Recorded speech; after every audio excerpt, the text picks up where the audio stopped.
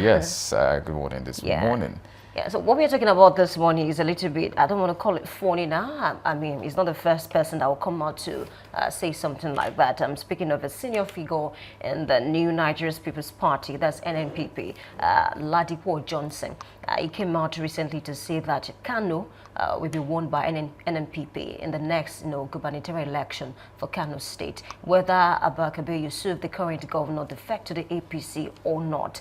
And then looking at all this, is going to defect or not. I think it started from early 2024 because I can remember that a popular broadcaster created a poll online and asked people to actually vote even though Yusuf is going to defect to the APC or not. Now this is 2026, and according to him, he thinks that, even in 2019, when the state, had no sitting governor, no lawmakers, they still won the election, though INEC declared the election inconclusive at that time, and then Ganduje won re-election. And then according to him, even in 2023, he still feels that there was no sitting governor at that time, no lawmakers, but then they still won the election. And then if you know Kwakanso very well, he will always brag about the 1 million vote of Kano State. And I think is actually right to an extent, because what ABGA is to Anambra is what NNPP is to Kano State. Kano State is a stronghold of the NNPP, that's the New Nigerian People's Party, just like how Anambra is a stronghold of ABGA. But then let's look at the fact that these things can really happen. So from my little study of election success, and I think I can tell a lot of persons that having a sitting governor of a particular political party in that state does not guarantee that you win that election. Let's take Lagos, for instance.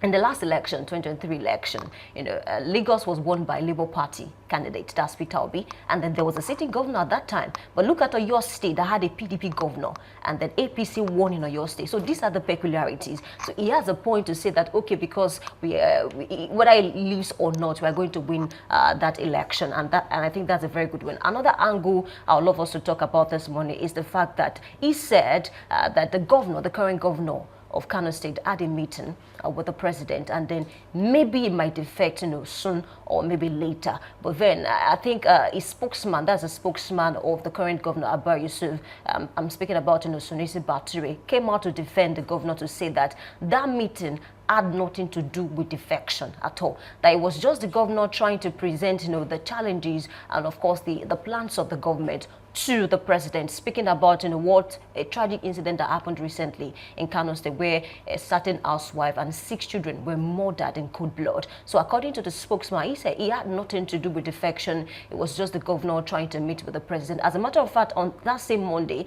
his name was trending on Twitter, formerly Twitter, yes. His name was trending on that platform, and I was wondering, is it that the governor, has defected already to the APC? Only for me to check, and I saw that he had a meeting with the president, and then it's not about defection. So I think he has a very good point, but then never say never. This is politics, and anything can change, honestly. Well, I think I'll start the conversation from this end.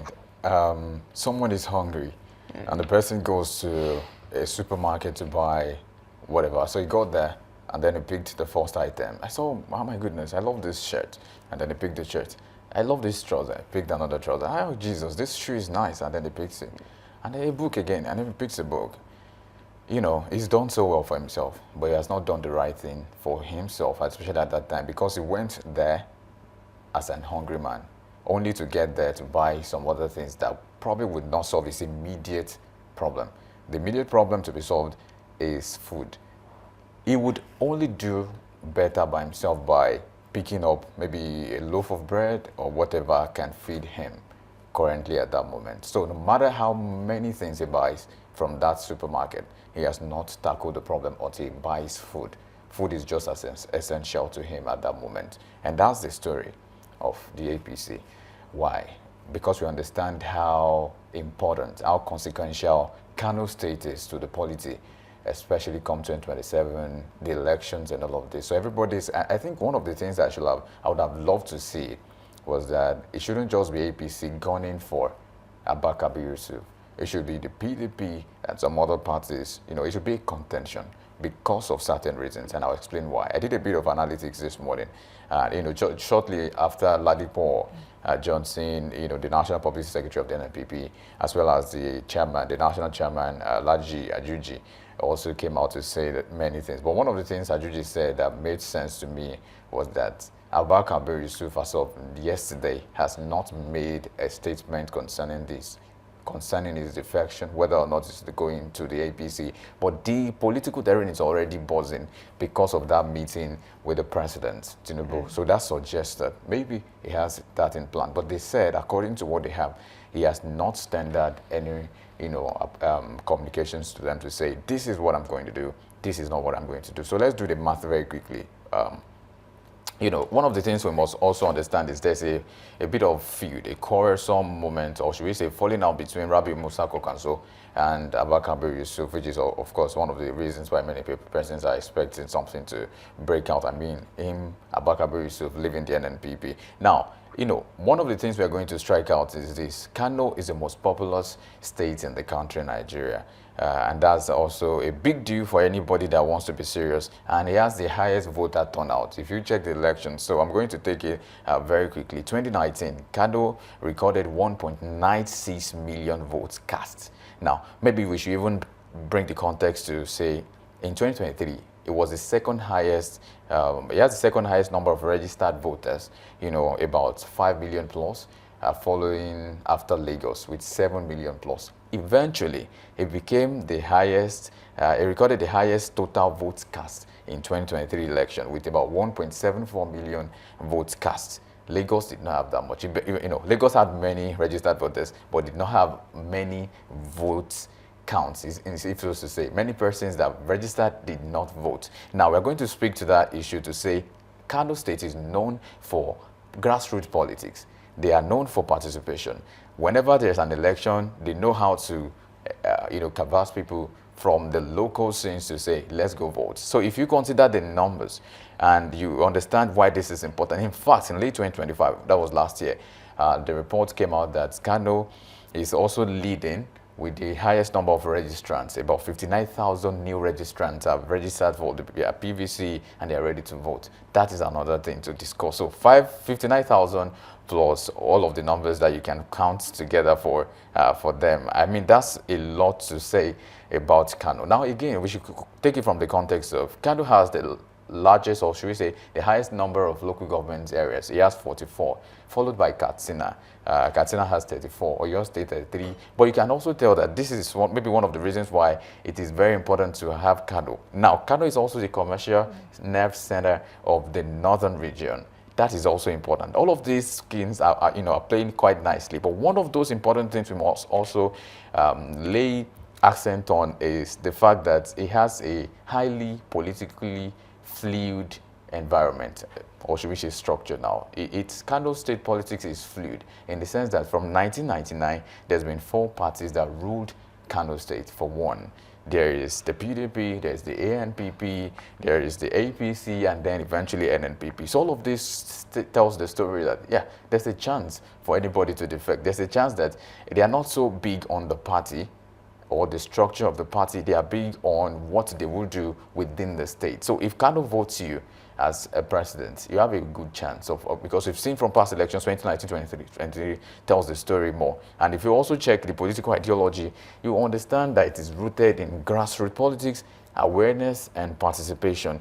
The Kano state people understand voting much more than every other state. I bet to say, and I dare to say, I mean, this might be for maybe for contention, but I bet to say that Kano state is important.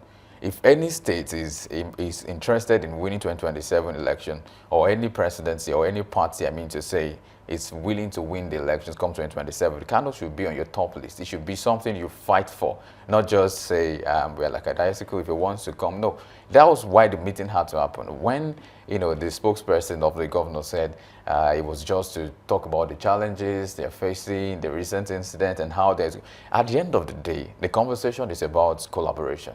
We want the federal government assistance over our issues. So it's going to be a conversation of, what are you bringing to the table? This is the table. Oh, we want us to do more with you, to help you, to tackle some of these things, to give more funding, that's okay. We can do that. But what are you bringing to the table then? That has to be your allegiance. That has to be your solidarity, perhaps your defection to the APC. That exactly is the conversation. So how this is playing out for the APC is that they went to the supermarket to get food. Now they got the food. They didn't just, no, they've gotten materials. They've gotten some persons that promise about 1 million votes. Others say, oh, you know what, we're going to do some thousands for you.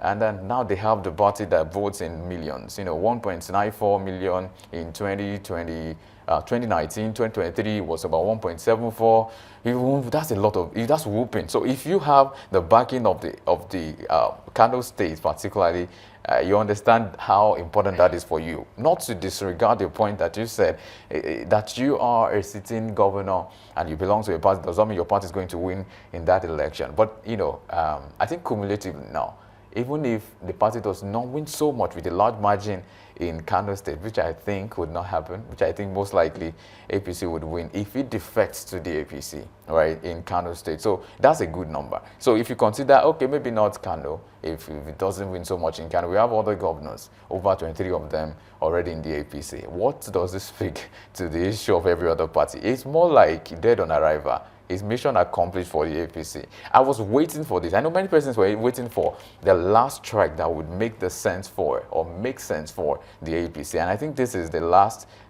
straw that will break the camel's back for every other political party if they are not. I'm saying that if there's anything the PDP or the opposition parties, NNPP, whatever party should have done, should have been that they should concentrate on Kano State. But if they have failed to do that, I mean, it's at their detriment to do that. Okay, I think you're very spot on, but I'll beg to differ, on some of the things that you mentioned. Because in 2023, APC lost Kano and still won the election.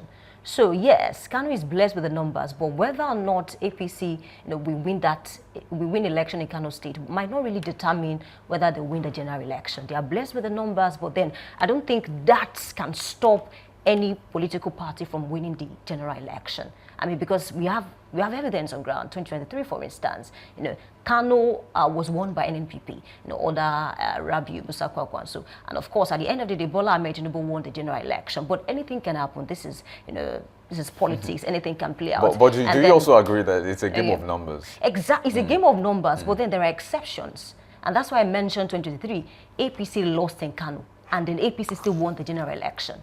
So now that but the only thing that can really happen now is the fact that if Rabi Musa Kwankwaso decides to also defect to the APC, yes, it might look really certain for APC to win the election, because we can always talk about the strength of RMK in Kano State. So if they have RMK and they also have the current governor, just maybe they might be able to claim Kano State and then win against all odds. But then without that, let's not be too certain about the fact that they are going to win Kano State.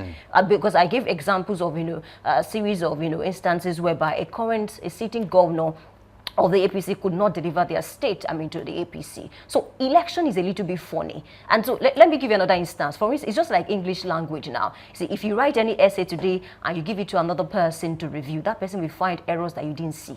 Give it to another person. That person will also find errors that the other person did not see. So it's politics. But then if you can follow the trajectory, if you can follow, what really produces, success in any election, you'll be able to maybe do a narrative mapping to see that, okay, at the end of the day, this might happen or this might not happen. Because so we cannot really say that. That's why I said he has a good point. I'm speaking about Ladipo Johnson now, to say that whether he leaves or not, they might still win, but they might not win. That does not mean that APC will also win too. So it is a little bit shaky. We cannot really tilt to this space. Yes, APC, if he decides to defect to the APC, it might give them a good win. But there may be a narrow way. But the only thing that can really guarantee that APC will win in Kano State is if a strong person like Rabi Musa Kwankwaso decides to also defect to the APC. And then other well-meaning members of NNPP also decide to say, okay, well, since the governor has moved, let's also move alongside the governor. Because remember what Johnson Ladipo said, and I think it's very spot on, that even in 2019, without a sitting governor, without lawmakers, without councillors, without local government chairmen, they still won the election. And then at the end of the day, INEC declared the election inconclusive and all of those things. But even in 2023, without no sitting governor and all of those things, they still won. Can I respond to that? Of course you can. Yeah, I think it makes sense to say Rabi Kwakwanso has a lot to play, especially in this politics come 2027, because he is the leader of the Kokansiya movement, which is one of the strong local integral part of the polity in Kano State, in the Kano State government, and that's very important. But like you also mentioned too, before now, there's been defections to the APC along the legislative arm in the state. We've seen some of the lawmakers defect to the APC. So this is not just APC is playing a nice game that they are playing a structured game. So let me go back to the exceptions, that there's a chance that they might not win even with the support of the incumbent governor if he defects to the party. But this is what I'm trying to say. They don't have to win Kano. They just need to break the tally. If they can have just a fraction of over 1.9, or maybe even if it's 900 million votes in Kano, 900,000, I meant to say, votes in Kano, I think it's enough. Because any other person that wants to, anybody that takes a large chunk of Kano has a good chance. So if they split it, even if the PDP or whatever, or NNPP or LP goes to Kano State and wants to do something, or Kokansiya start something else and say, okay, this is what we're doing, and then if they can get Abubakar Yusuf, it's so sure that they're going to split the tally. So it's not going to go on one side. So if it goes that way, it's still the same thing for the APC. No, that's what I'm trying to say. So winning is not the argument now. APC might not win Kano, and they might win the election, like the entire election. That's the point. But then to say that, okay, once they win Kano, then they might win. No, because we can prove it according to the last election. APC lost in Kano and still won. Look at Lagos. Would you have believed that APC would not be able to win Lagos? We are not taking this out of context. The context is Kano or no Kano, there are other ingredients. Like I said, when you go shopping, you're buying different. They have clothes. Yeah. If they want to go out on an errand, they have a clothes to wear. They have a shoe. They have a book. They bought all of those things from the supermarket. They just needed food, and now the food is ready. Yeah, I was just trying to respond to your point to say that okay, if the governor should defect to the APC and then should win, that might actually give them like a total winning. Well, so that was just my I like issue, that you differ, but that's my point. That might really not be the issue. Well, whether they win or not. It still depends on the electorate. Yeah. I'm thinking it will be the point for them, but my own view anyway. I think we need to move on from there now to see what the weather is saying across the state, so you can plan your day. And of course, that's very important. You can still join us on our Facebook channel, on YouTube, Dominion Broadcast, and next Dominion Cast as well, to see how things are making sense right there. Of course, let's get into what we have with the weather report this morning.